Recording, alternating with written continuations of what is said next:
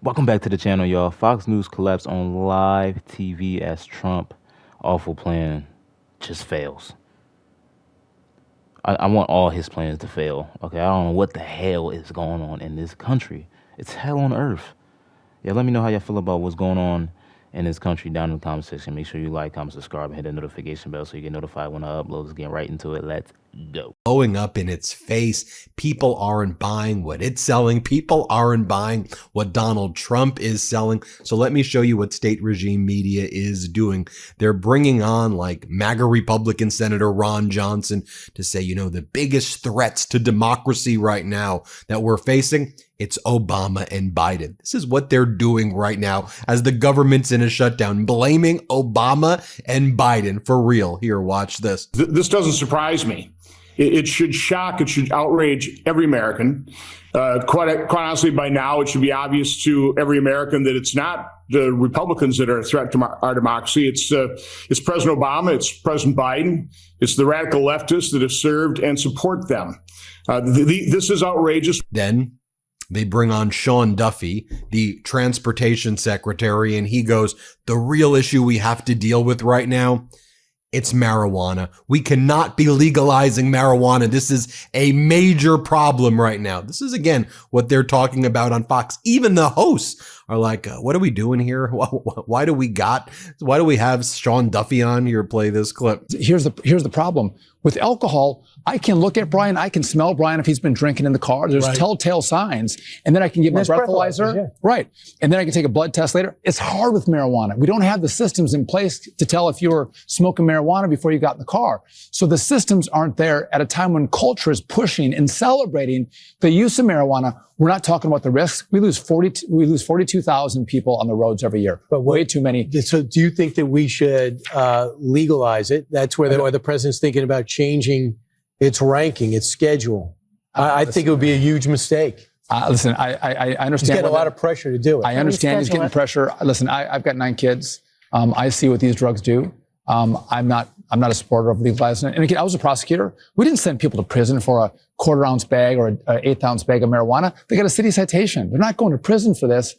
But to legalize it and to say it's okay for our kids and our young people to smoke it, and it's good for them, and they get behind cars, it's dangerous. And listen, it's taking lives. And it's addictive. Something else that's really addictive. And by the way, it's not the 1960s marijuana. Right. This is way more dangerous stuff. Yeah. And then they're lacing it with other materials that are incredibly dangerous. And then they bring on Tommy Tuberville, who starts attacking the 2020 census. Yeah, the 2020 census that was done under Donald Trump. And they're like, this was the fraudulent census.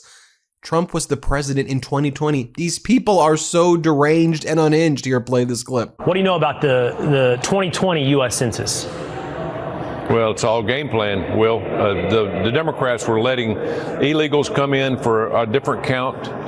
They obviously had a census going that was all rigged. The 2020 election basically was rigged. And you just go back, look at all the numbers. Look at the job numbers that the Biden administration pushed out there. We put 400,000 or 500,000 more people in the last quarter into jobs, which was totally wrong. They lie about everything. They stretch everything. If we don't get this corrected, this country is not going to make it. It's going to be torn apart. But it's all about numbers when it comes to the census. And President Trump said he's going to redo the census, which, God help us, there's no telling what it'll end up being. By the way, other stories from Fox during the day: spied on lawmakers? ? With former President Biden and Jack Smith. Or how about this one? GOP senators press Pam Bondi on DOJ weaponization against the GOP, as Aaron Rupar says. In a totally alternate reality land on Fox today, the DOJ is somehow being weaponized by the ghost of Joe Biden, and the real victims today are the Republicans. This is what they're trying to sell the people. So then you have Jesse Waters, one of the chief propagandists on state regime media, and he goes on this weird monologue about how Stephen Miller is a high-value male, and he takes risks, and he's like this great male, high value. As Mike Nellis says, who is this for? Like, what? Maybe it's for Stephen Miller. Here, play this clip. He is a policy savant. I mean, this guy is confident. He battles CNN with grace and with class, and he provides wise counsel to the president of the United States. This is what AOC doesn't get about men. Miller is a high value man because he has power and influence, because he has vision, and he's on a mission to save this republic and protect Western civilization. He speaks with confidence and flair, and he's unafraid of anything. Now, AOC may have someone that's taller like Gavin, or someone has more distinguished characteristics like Adam Schiff, the senator, who talks like this, or someone with more wealth like Soros the Younger. But those men are not brave men. Those men did not protect the country when the country needed it. We had tests throughout the last couple of years, tests on crime, tests during COVID, and tests with immigration. And all of the men that AOC seems to value, they all failed the test, and they failed it miserably. Men who are high-value men like Stephen Miller take risks. They're brave, they're unafraid, they're confident, and they're on a mission, and they have younger wives with beautiful children. I think I just gave him like a dating recommendation. I don't know, man. That was pretty creepy. I love Stephen Miller. That's not clear. Yeah. And one of the reasons that state regime media propagandist Jesse Waters was doing that segment was the night before you had Laura Ingraham bring on Stephen Miller and made Stephen Miller respond on air live to AOC calling him a clown and a 4'10" clown who is a utter loser. And AOC is like, I cannot believe that they aired this and made him listen to what I was saying about him live. I'm literally crying right now. Here, play this clip. Stephen, AOC is you're her favorite target apparently on Instagram. Check this out. He looks like he is angry about the fact that he's 4'10", and he looks like he is so mad that he is 4'10" that he's taking that anger out at any other population possible. Like, laugh at them. Laugh at them. Like, laugh at them. Laugh at them. I wish I had a hoodie on. I mean, are we trying to play sorority sister as elected official? I don't know. I was at a sorority over the weekend over in Texas. I felt like I was back at the sorority house, except they had more sense. Stephen, quick response. Well, we knew that her brain didn't work. Now we know their eyes don't work. So I mean, she is a mess, right? What a train wreck. What a train wreck. I think you should just get a hoodie. You should just wear a hoodie from now on and respond to her in a hoodie. It should be hoodie to hoodie. Stephen, yes, thank you so much. Yeah, go ahead. I think the important point is that every time she's on TV, Republican approval ratings go up, Democrat approval ratings go down. That lady is a walking nightmare. You're about, I know you for 20 years. You're about 5'10", 11. About 5'10", yes. So 4'10", yes. I don't know what you can say. All right, Stephen, thank you very much. So then state regime media propagandist Jesse Waters says the real issue here, he claims, is that AOC wants to sleep with Stephen Miller. Just so misogynistic and disgusting. That's what they're doing. You think AOC wants to sleep with the grotesque creature? What are you even saying?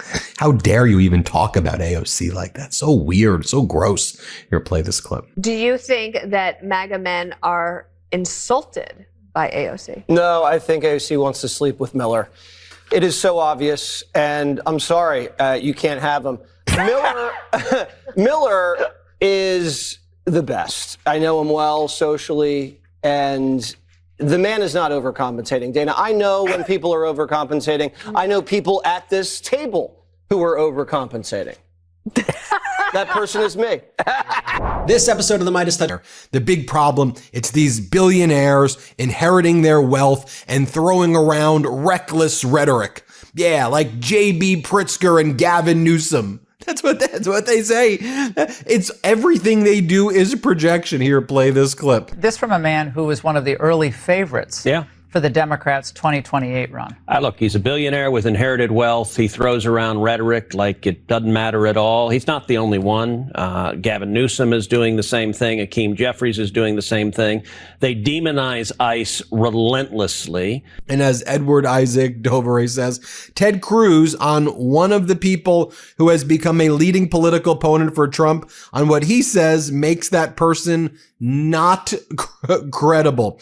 Then you had Kristi Noem going on with Jesse Waters, and she's got to play the victim. And so she goes, Senator Padilla, the California senator who got attacked and thrown to the ground by DHS and ICE agents when he was attending a press conference being held by Kristi Noem.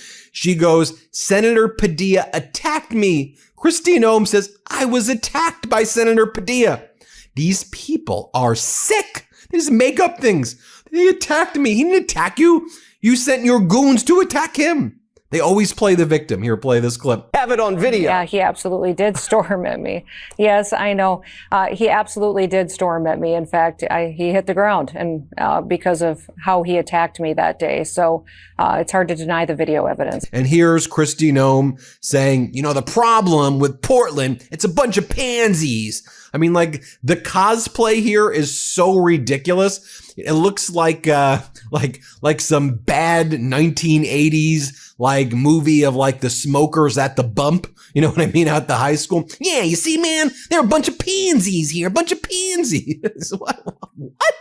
Play this clip. And that is what is shocking to me about these leftist politicians, just how they ignore the people who elected them, jeopardize their safety, and continue to disrespect our law enforcement officers. So one of the things I've been dealing with all day here in Portland is a bunch of pansies that are elected into political office who won't make a decision to keep their citizens safe. And again, she's cosplaying right before our eyes. And I like this. Jesse Waters then made Kristi Noem listen to Governor Pritzker call her a little girl playing dress up. And Waters made her respond to, what do you make of J.B. Pritzker calling you a little girl playing dress up? Here, play this clip. All right, Secretary, you just heard the governor call you a little girl playing dress up.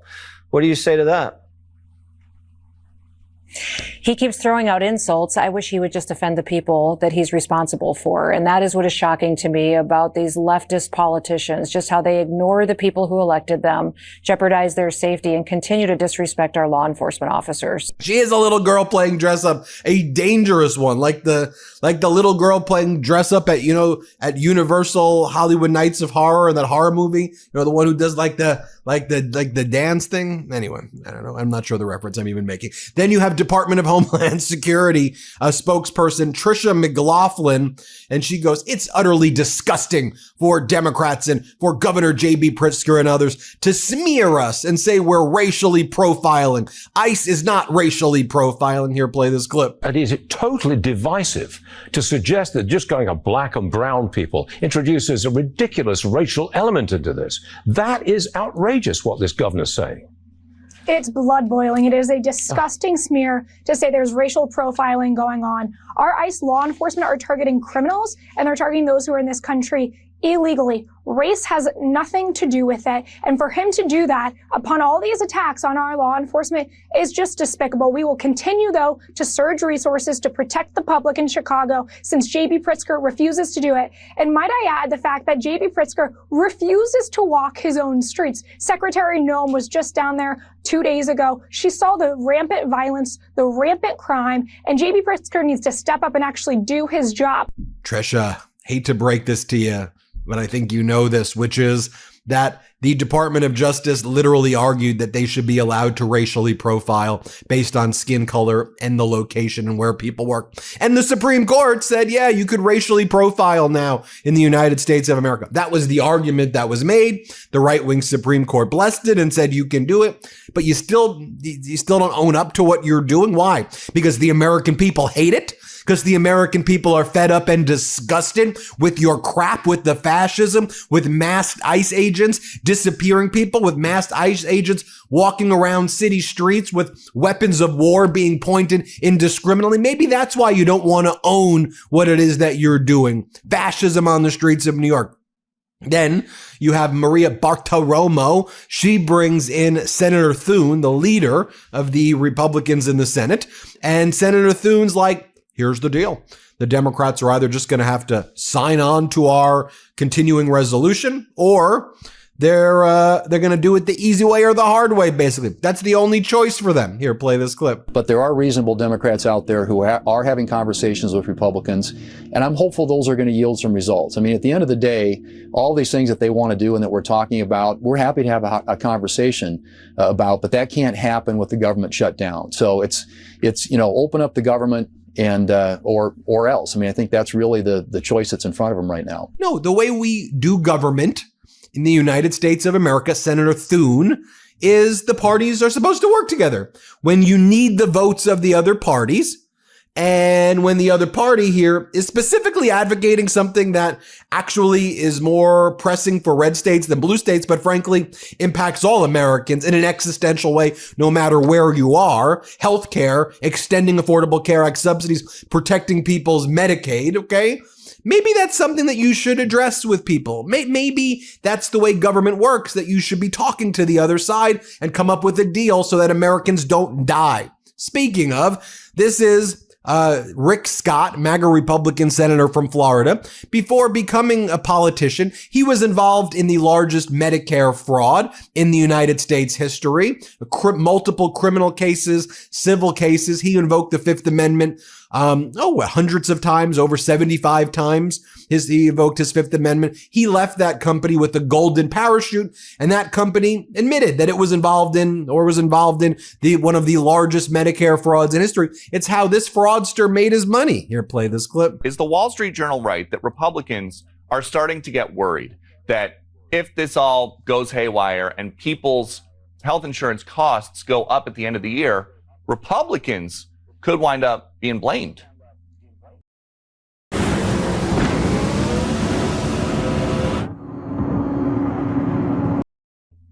No, healthcare costs are going up. Whatever we do on these subsidies, healthcare costs are going up. Healthcare costs are going up because of Obamacare, right? The question is going to be, are we going to subsidize everybody's healthcare? Right now, we're going to make sure, Republicans are going to make sure we have a good healthcare safety net. This doesn't change at all about the people that are on Obamacare. But got to give a hat tip to Democratic Senator Kelly from Arizona. He was on Fox yesterday, and here's what he had to say. Play this clip. The majority leader in the Senate, John Thune, talks about, well, we'll have conversations. We need more than conversations. We need a real negotiation. The president met with the 4 leaders of Congress about a week ago on Monday. And it didn't even seem, the feedback we got, it didn't even seem that he understood what these premium tax credits were. So the first step here is the president has to understand what's going on. And when you look around the country and you see who this affects the most, it's folks in rural areas. He won rural parts of this country in almost every state.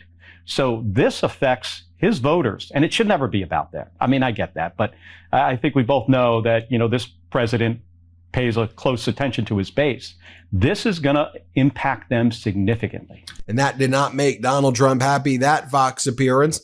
And then you had Sean Duffy, as he was whining about marijuana and legalizing marijuana.